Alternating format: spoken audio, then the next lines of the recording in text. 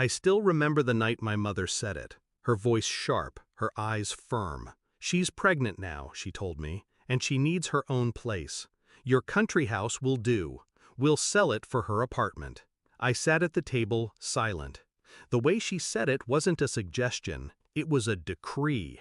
My father didn't argue, he just stared at me, waiting for compliance.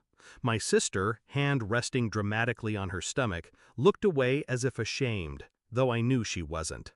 That house wasn't just wood and walls, it was mine, my only inheritance from my grandfather, the one man who'd ever seen me, the one man who hadn't treated me as disposable. And they wanted to trade it for her?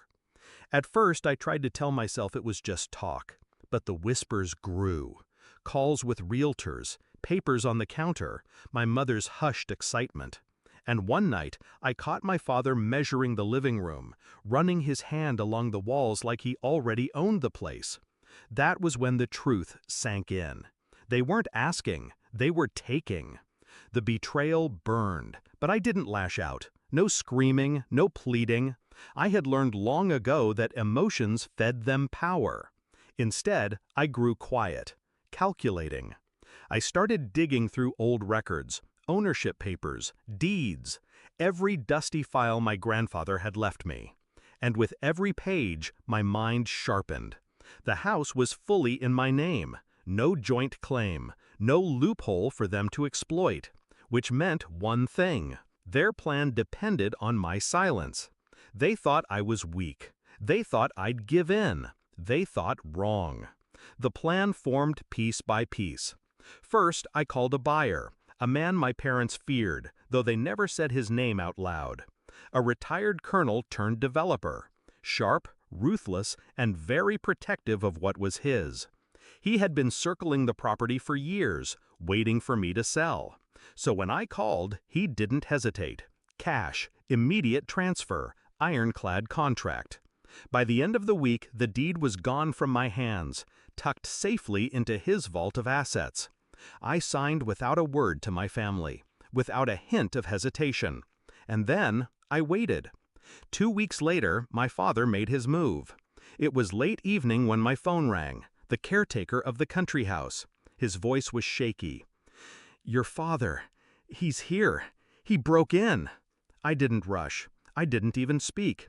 I simply hung up and let the moment stretch. Minutes later, another call, this time from the colonel's man. Cold, calm. "We've got him." By the time I arrived, the scene was already painted. My father stood in the living room of what he thought was still mine, his face red, veins bulging, caught like a thief. And across from him, the colonel himself, impeccably dressed, hands folded behind his back, eyes locked on my father with the quiet fury of a man whose territory had been violated. The silence was suffocating. Finally, the colonel spoke. "This house isn't your son's anymore." His voice was low, steady. "It's mine. You broke into my property." My father's face drained of color. That was when I stepped inside. Calm, controlled. "Dad," I said softly, "what are you doing here?" His mouth opened, but no words came. My mother, beside him, trembled. My sister clutched her stomach, pale. I let the silence strangle them before I added, "I sold it, weeks ago." Their heads snapped toward me, eyes wide, betrayed not by the sale, but by the fact they hadn't seen it coming. The colonel turned his gaze to them slowly. "You see, I don't tolerate thieves." It was a masterpiece of timing. Every step, every choice had led to this.